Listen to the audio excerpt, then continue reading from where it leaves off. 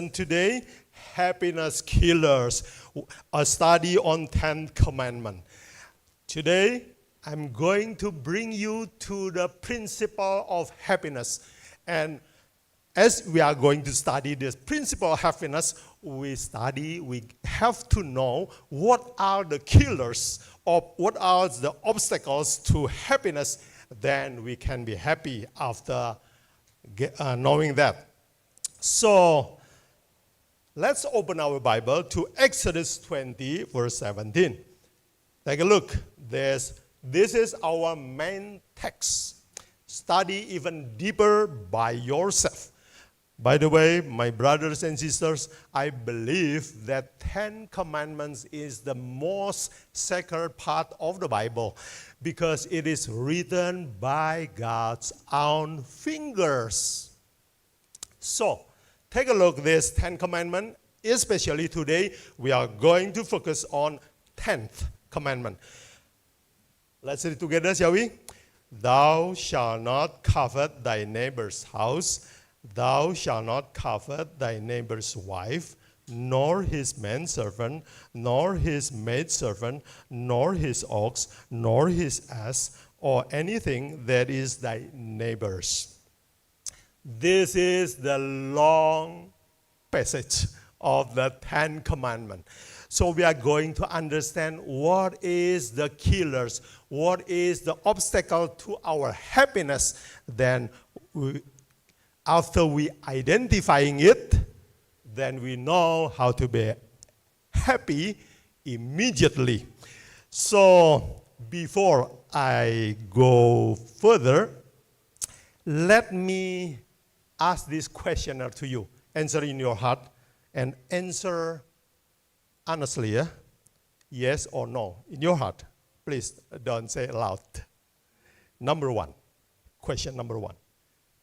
If life could be repeated again, would you choose the same wife or husband? Answer in your heart. Be honest, okay? Number two, if life could be repeated again, would you choose the same face or a better looking face? Honest answer. And third question, if life could be repeated, would you choose the same job and income as today, or you want a better one?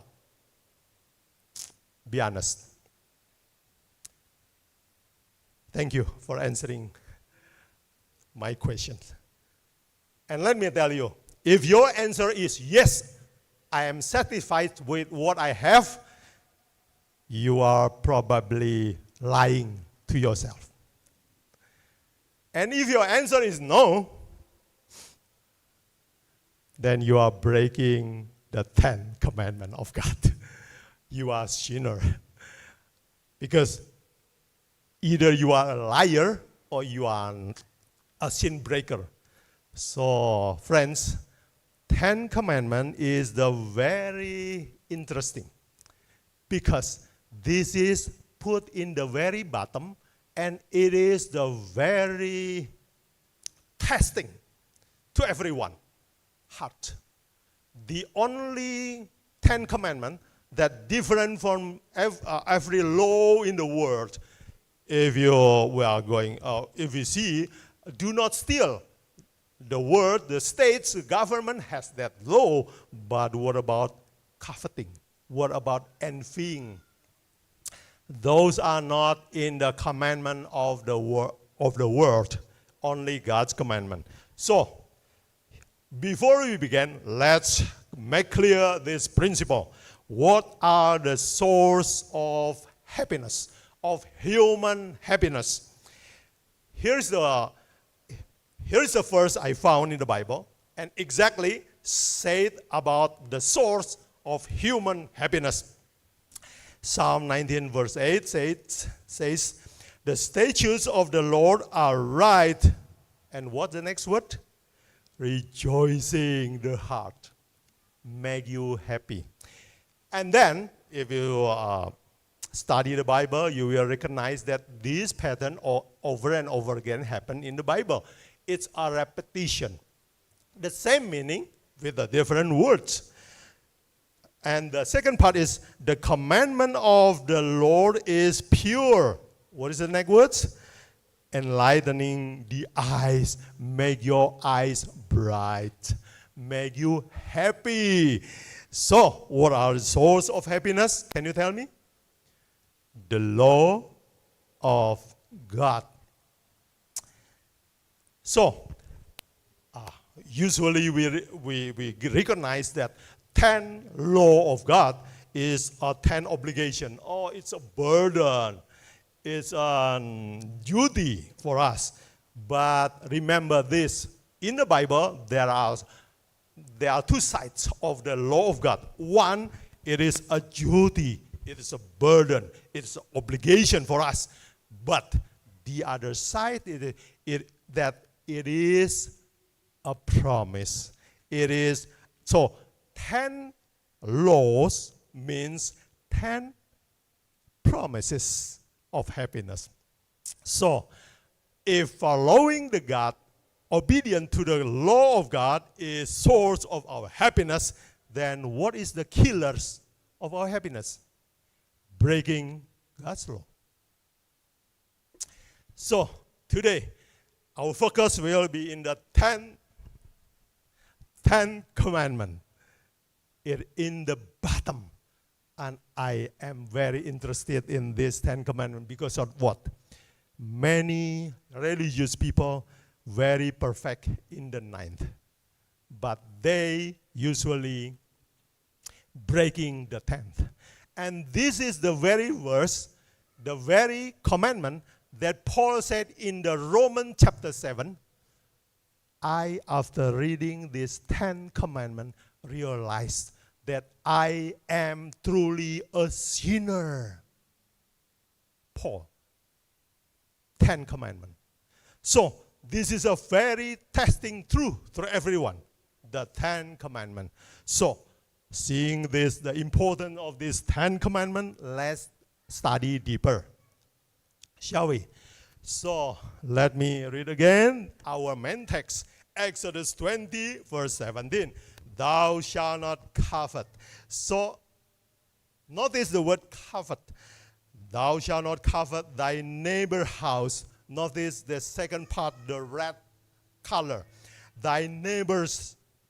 And then the third part, Bible continues to say that thy neighbor's house, thou shalt not covet thy neighbor's wife, nor his manservant, nor his maidservant, nor his ox, nor his ass, nor anything that is thy neighbor's belonging or property.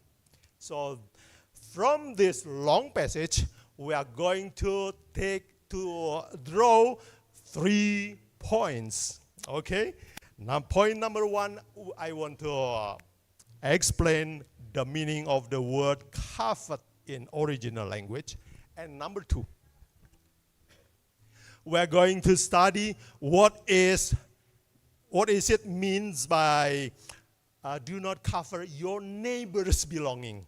And number 3, what it means by do not cover his house, wives, servants, and everything. Let's dive deeper. Okay, number 1 is covet. What is mean by covet? So, my brothers and sisters, take a note that covet, this Old Testament Bible, is originally written in the Hebrew language. So, in Hebrew language, by Moses, written using the word kamat. Kamat in Hebrew means what? You can open your dictionary, of course, but I want to bring you to study contextually. Let's take a look. The word kamat, it appears many times in the Bible. So let's study contextually. If this word kamat, the very beginning in the book of Genesis, in the Genesis 3 appear this word kamat. to Eve, God said, or you know that the story of the human transgression is that God said to Eve and Adam, or you may eat all food in this garden, you may eat, but only one you may not eat. So let me ask you this question. Does Eve have enough food? Many. Okay, how many he may not? He not allowed to eat. How many kind of food? One, only one.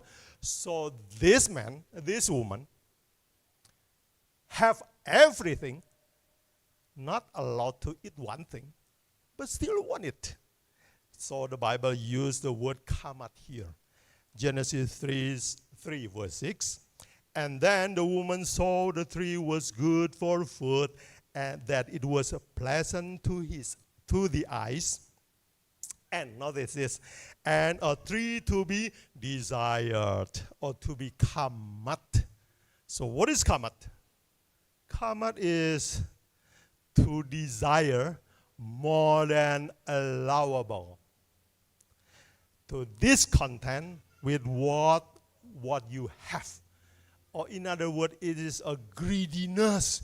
You want more. You already have almost everything, but you want everything.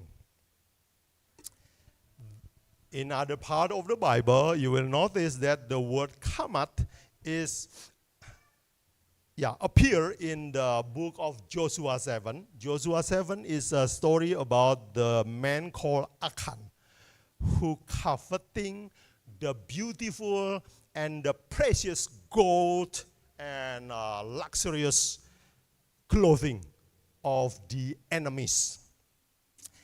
And notice, after found out guilty, this man named Achan used the word kamat this way. Let me show you Joshua 7 verse 20 and 21. And Achan answered Joshua and said, indeed, I have sinned against the Lord God of Israel, and thus I have done. And thus I have done. I saw among the spoils of goodly Babylonish garment, and 200 shekels of silver, and a weight of gold of 50 shekels weight. Then I coveted them. Then I kamat. Then I desire to own that one. So what does kamat mean here?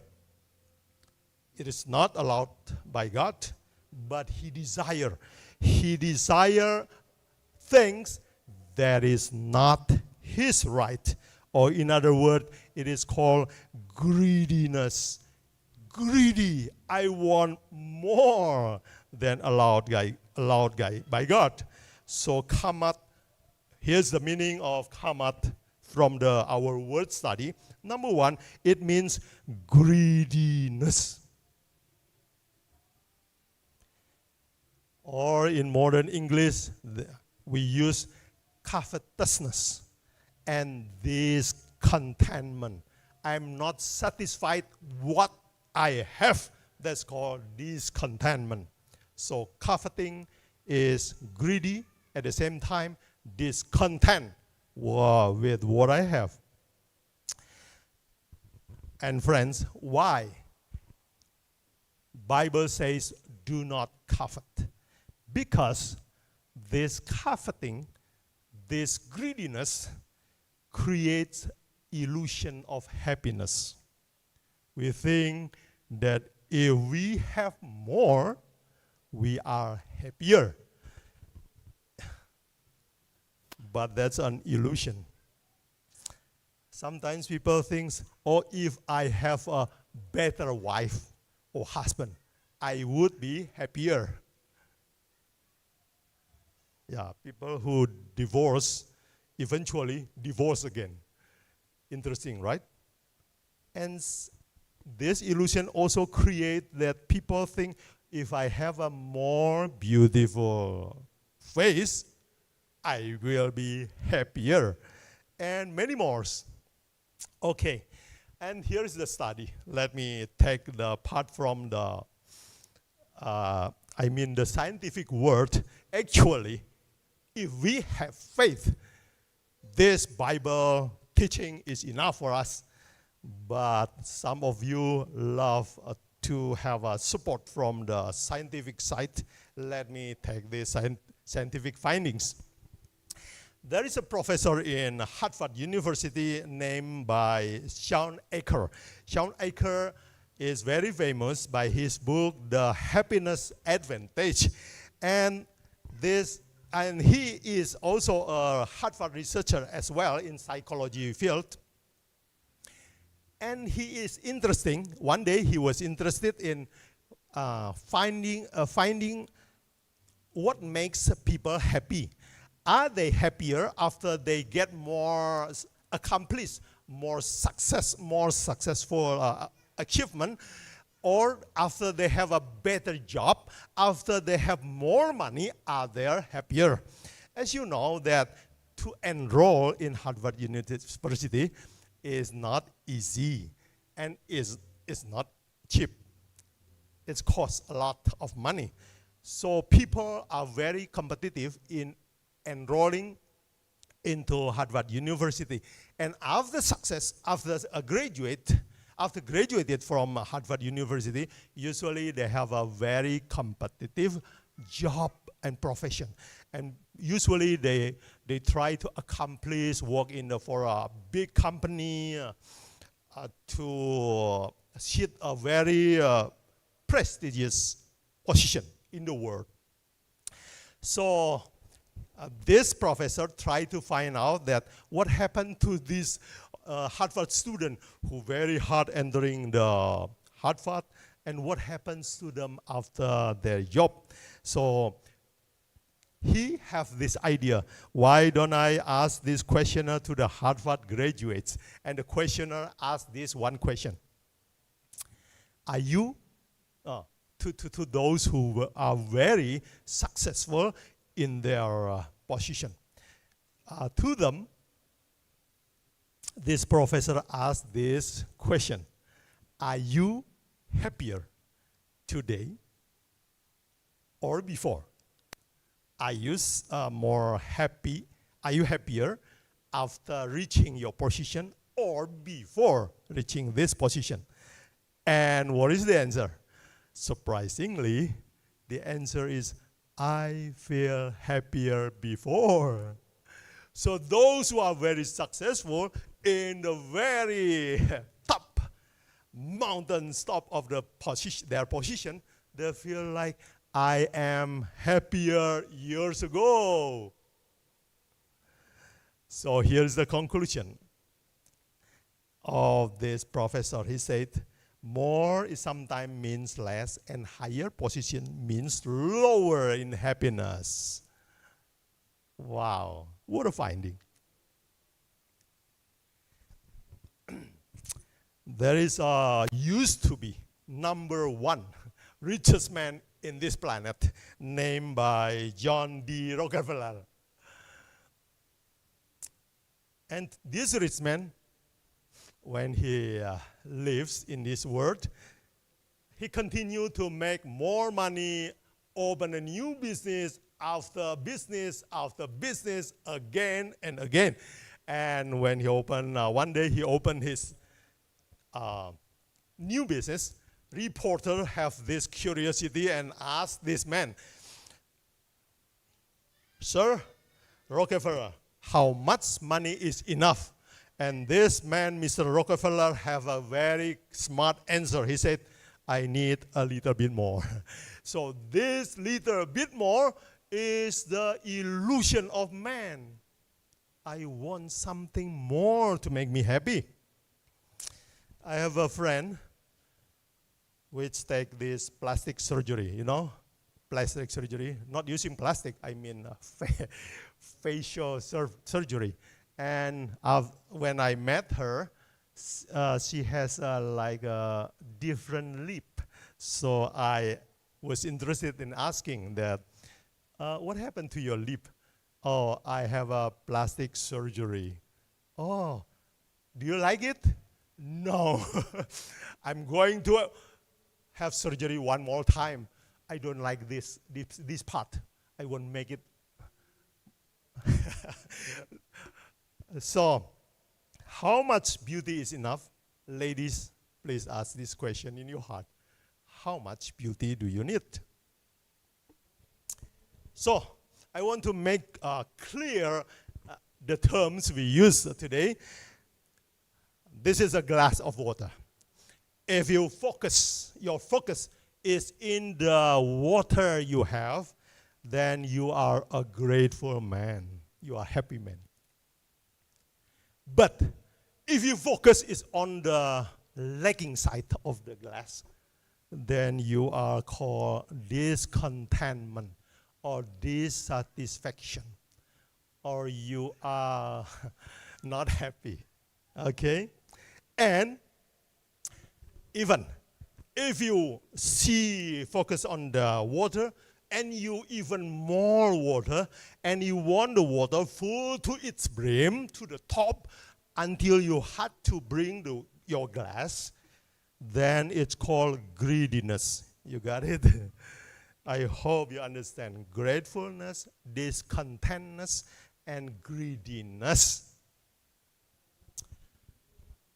So, friends, sometimes non-Christians have this beautiful word and right words supporting the Bible. Name Mr. Gandhi from India. The world has enough for everyone's need, but not enough for everyone's greed. Greed kill our happiness instantly. So, now we come to the conclusion. Happiness killer number one is discontentment or dissatisfaction or greediness. Kill your happiness directly now. Number two, let's continue to our study. Do not cover your neighbor's belongings. Anything belongs to them. What does it mean? Okay, so this 10 commandment forbid you to count others' blessing. How much do you have? How much tie you have? How much batik do you have? How much car do you have? How much do they have? Counting their belongings. And when we counting others' belonging, it's called envy. Sirik, iri, envy. I found this in the internet. It's very, very mind-blowing definition of envy. Envy is the art of counting others instead of your own. Wow. So, if you're counting others people vacation to the Caribbean, to the United States, and to the Europe, counting their happiness and forget about yours, it's called envy.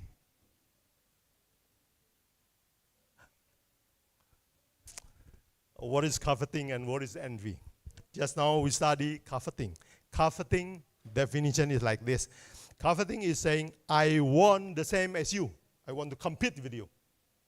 But what is envy? Envy says, I don't want you to have this more than me. Competition. I want to limit your success. This level. So, what is wrong with envy? Envy kills your happiness by what? Bring rivalry. Brings competition to your life. You always feel insecure for everything what God bless you. Rivalry, competition is the killer of our happiness. As in the Proverbs 14 verse 30, it says, a sound heart is a life of the flesh, and envy. Take a look at this. Envy, the rottenness of the bones. It kills you. It shortens your life. Envy. So friends, what is the happiness killer number 2? Envy. What is envy? Counting others' blessings and forget your own. And what is envy? Desire to compete with others. So we come to the third part. So friend, I hope I will pass the test by Thomas, not more than 45 minutes, yeah? When I start to learn preach, I don't know how to preach long, but after a while I learn to preach. I don't know how to preach short. Let me try. Third, do not cover your neighbor's house, wives, servants, male servants, maid servants, oxes, asses, everything.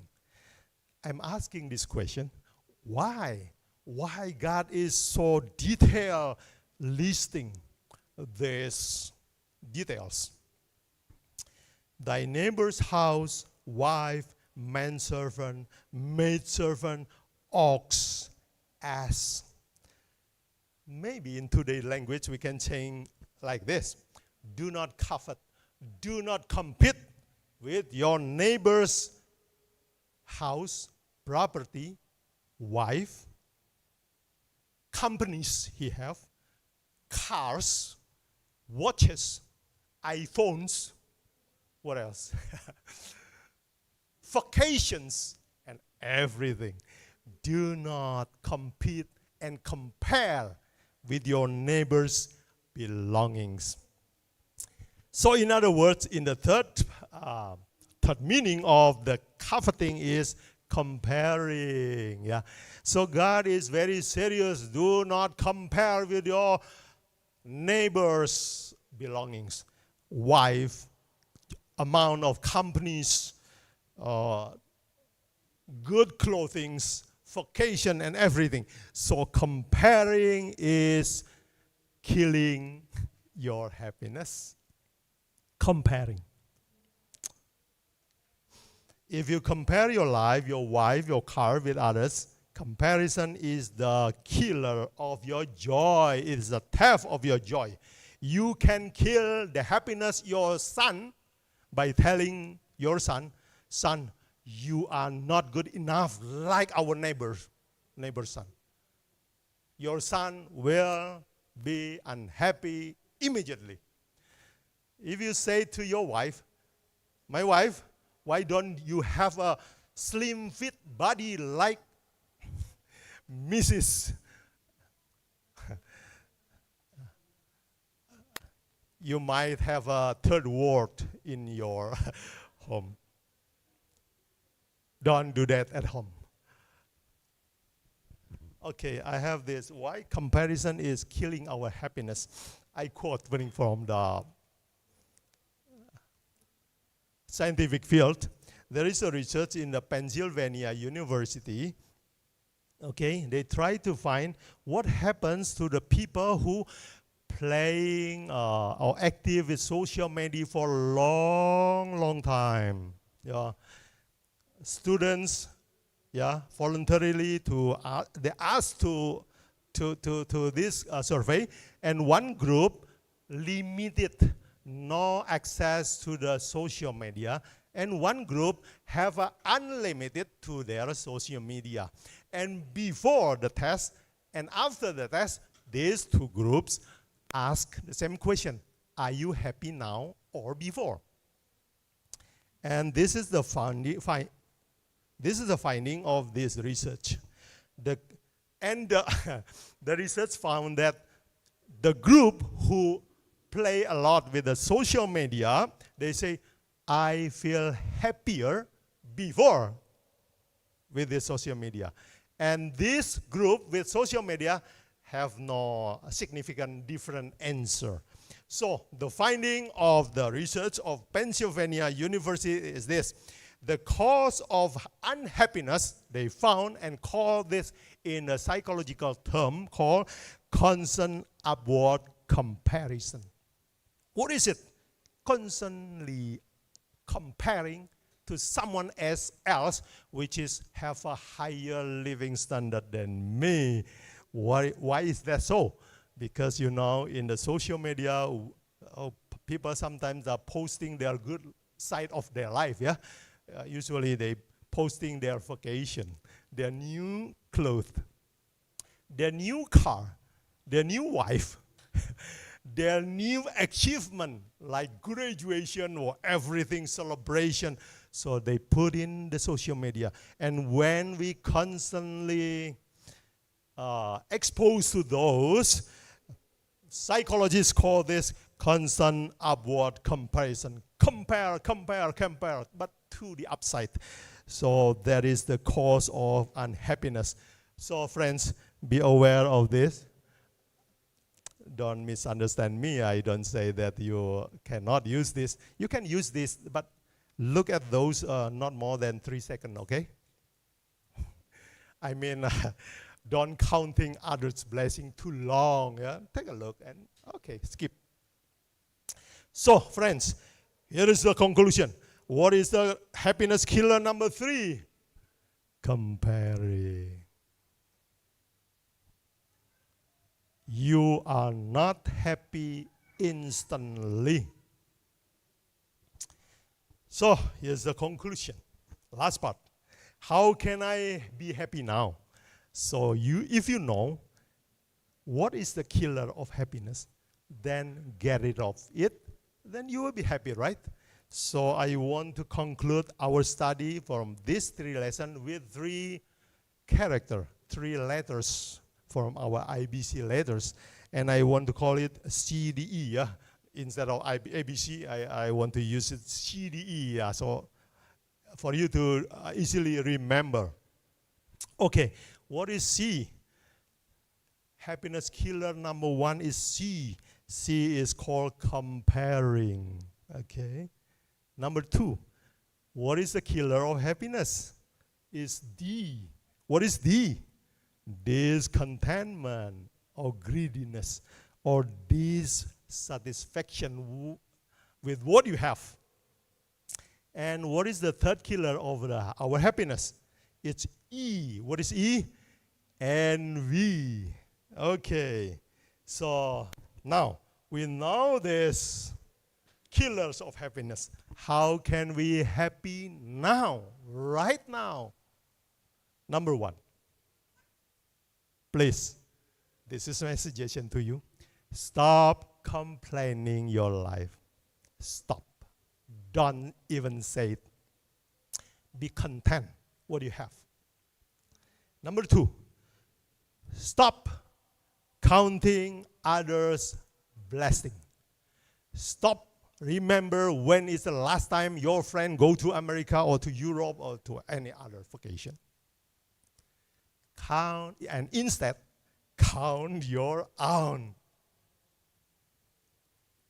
And number 3, stop comparing. Stop it. Okay. Well, I want to make a closing story. And it's my habit, yeah? To make you remember, I want to use this, my experience, for you to remember that how happiness can be killed very easily and it can be developed immediately. I have this experience. I'm a boy from a poor family, so I have to work hard to my university degree. I have to work hard to build my own business, and I have to work hard to build, to get married, and so on and so forth. So, first time after my hard work, I can afford buying a new car. One new car. Can you feel how grateful I am? Oh, I was so grateful. I kneel down and thank God, Lord, before I just bicycling every day to the school. Today I have this car. I kneel down and thank God. Oh, thank you, Lord. So thankful. But one day I was invited to our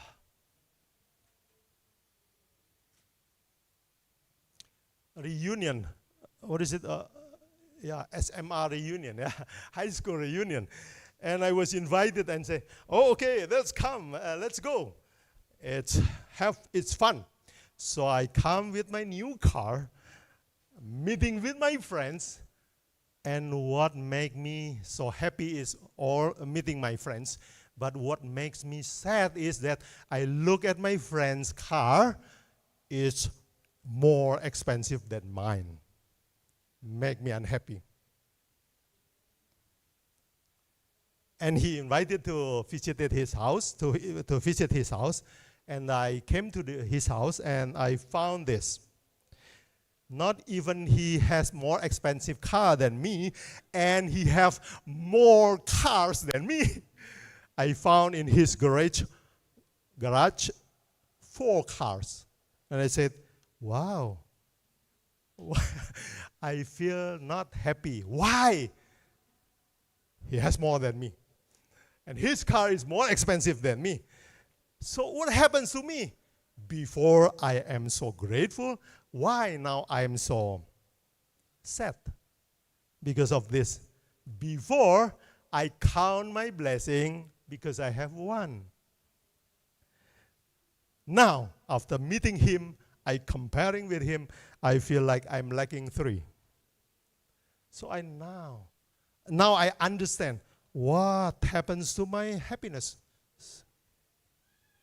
Slaughtered, killed by those comparing, by those discontentment, dissatisfaction, by that envy.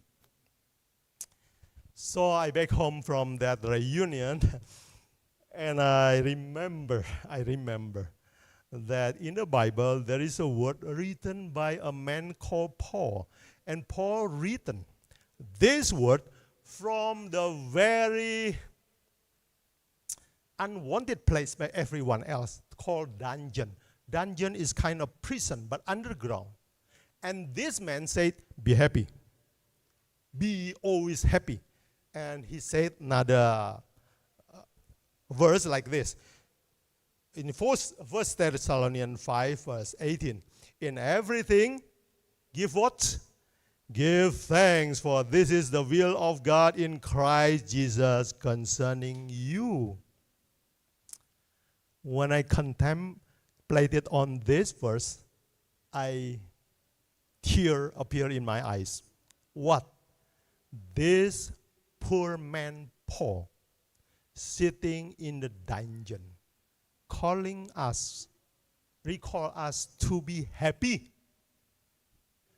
Recall us to give thanks in whatever situation. Who am I? God already blessed me 1 car and I now dissatisfied with 1 car I have.